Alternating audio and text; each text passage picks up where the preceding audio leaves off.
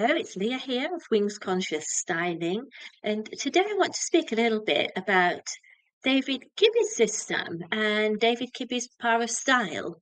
And today I'm going to speak about how I think people get a little bit wound up with themselves and a little bit lost at times with it. And that's not a criticism at all.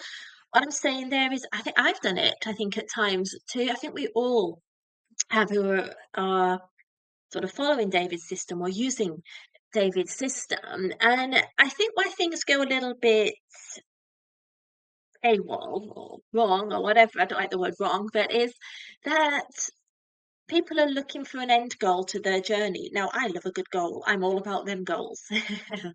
um, but people are looking for which ID am I? How can I have this perfect wardrobe? And these are worthy things to think, okay, where do I fit in David's system? Or I want to get my wardrobe. Perfect isn't a word I would like to use with that, but I'd like to make it more ideal for me or more workable. And those are very, very worthy goals. And it's not about letting go of those.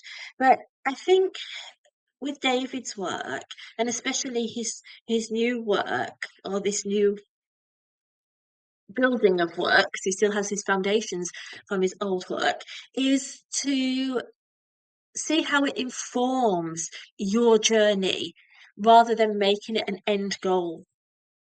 Yeah, or rather than making it the journey. And when it says a guided journey, but I personally don't think David's saying this is the journey that you should take.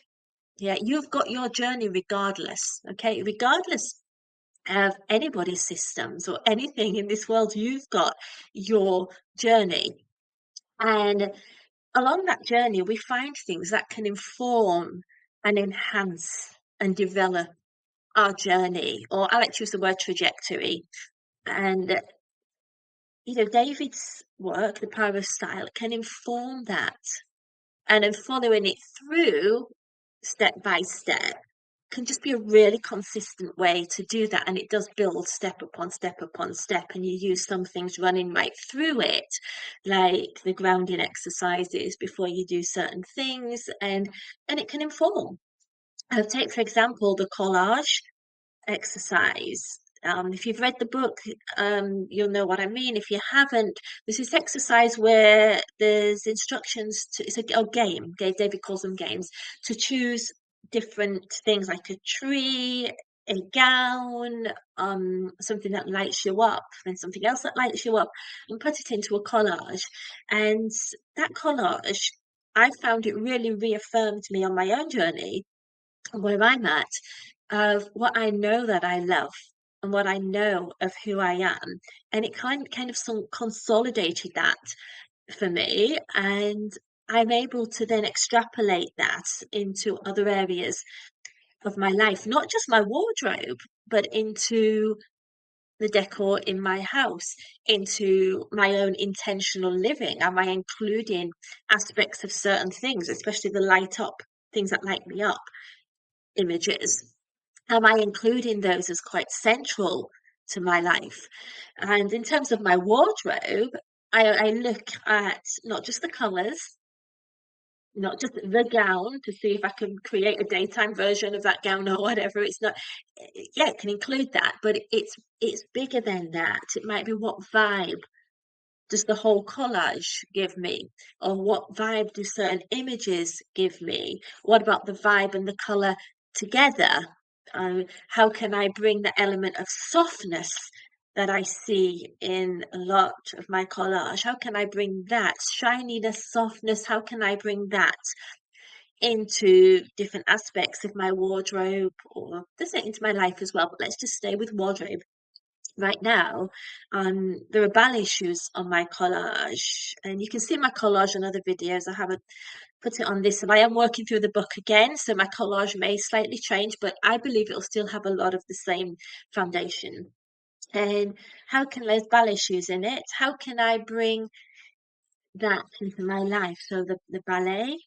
Have I got enough ballet in my life at the moment? Do I need to increase that? That's something I've recently done to increase it. my wardrobe, I like to have a ballet influenced style.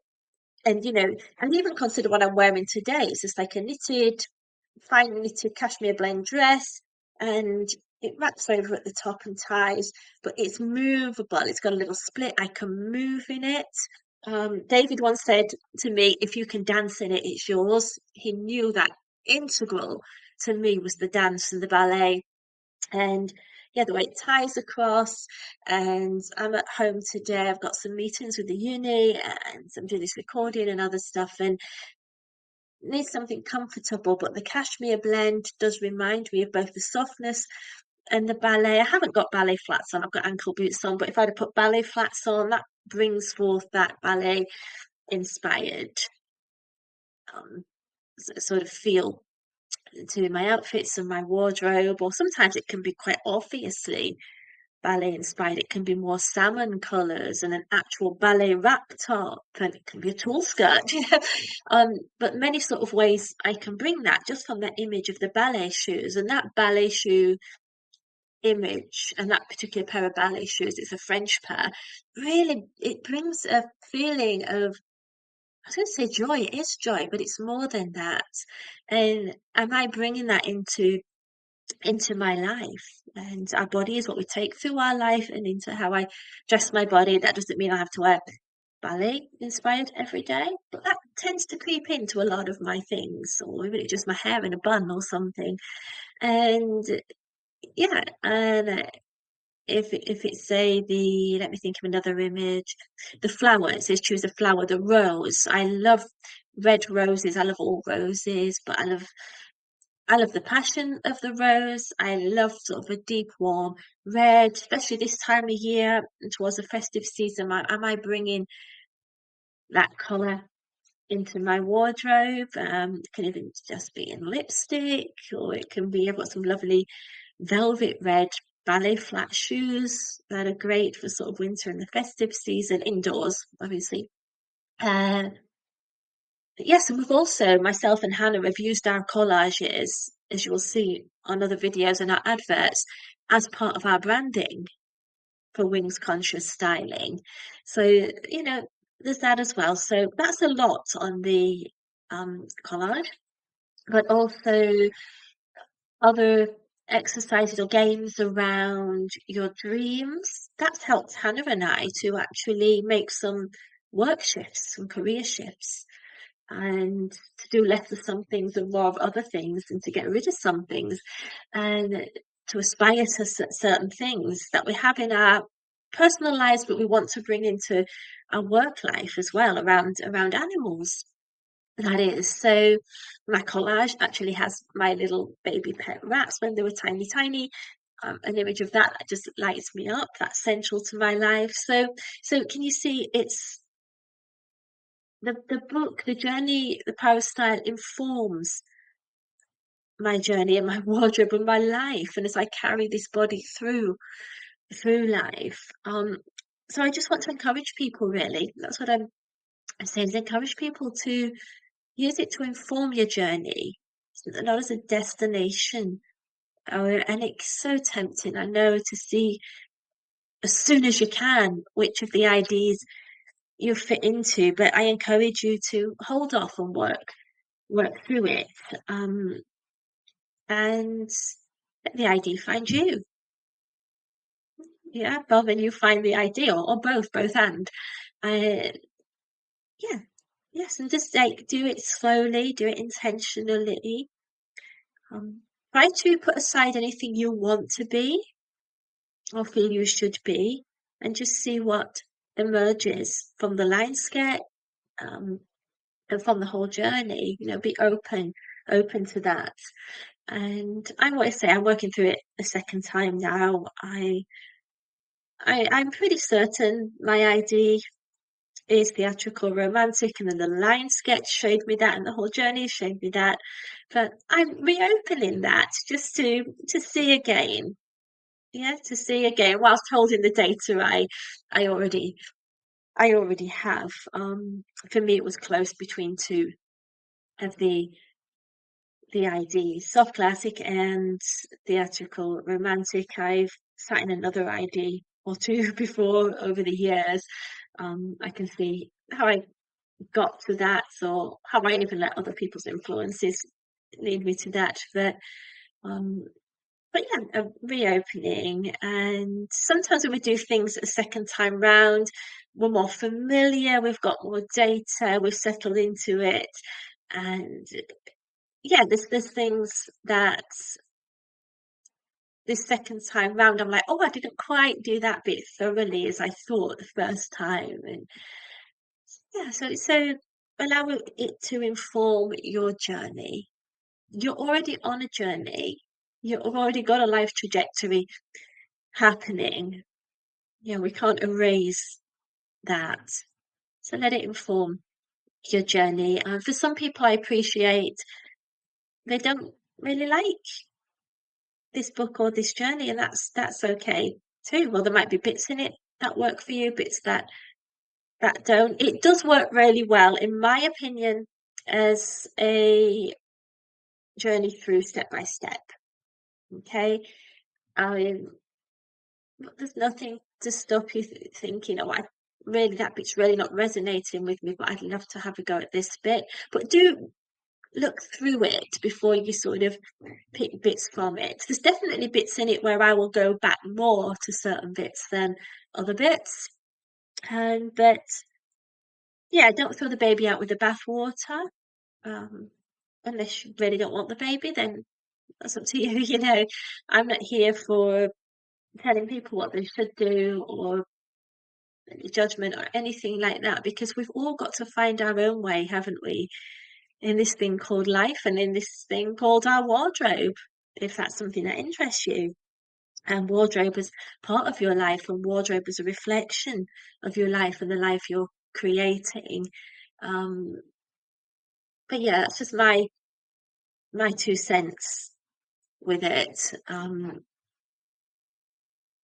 Yeah, let it inform your journey. You're already on a journey, you already know more about yourself than you realize, but there's always so much more for us to learn about ourselves. And whilst this journey with a power of style will enhance some things and bring some things forth that are new or seem new to you, there's actually nothing new under the sun, but bring things forth that are new to you and about yourself. You know, there's still a lot you already intuitively do know and hold about yourself, and sometimes things can just reaffirm that and remind you of, I like to think of it like a younger self where there was more freedom. You know, it's like with clients in style and even my psychotherapy clients and coaching clients, I sometimes say, let's look at your childhood self. You know, even if there's been trauma, there are bits of you that were free on the inside, or if you maybe went off under a tree and those were your moments. You know, there's hearing the birds were that might be the one moment you felt lit up and truly yourself. And there might have been certain things that you liked to wear when you were younger that now you think, oh, I can't really wear that. It's too bright, you know, it's too would that make me too much? And narratives like that, too much or too little. Sometimes when we're younger, those aren't there as much. And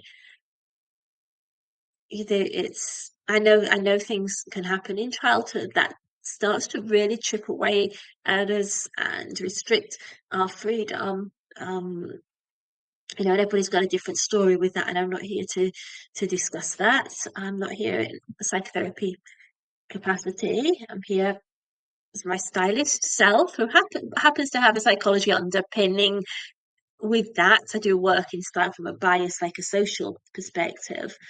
But you know, I often do like to think, let's find that spark, a little something from our younger years that you've been afraid to bring into your wardrobe or your life in the here and now.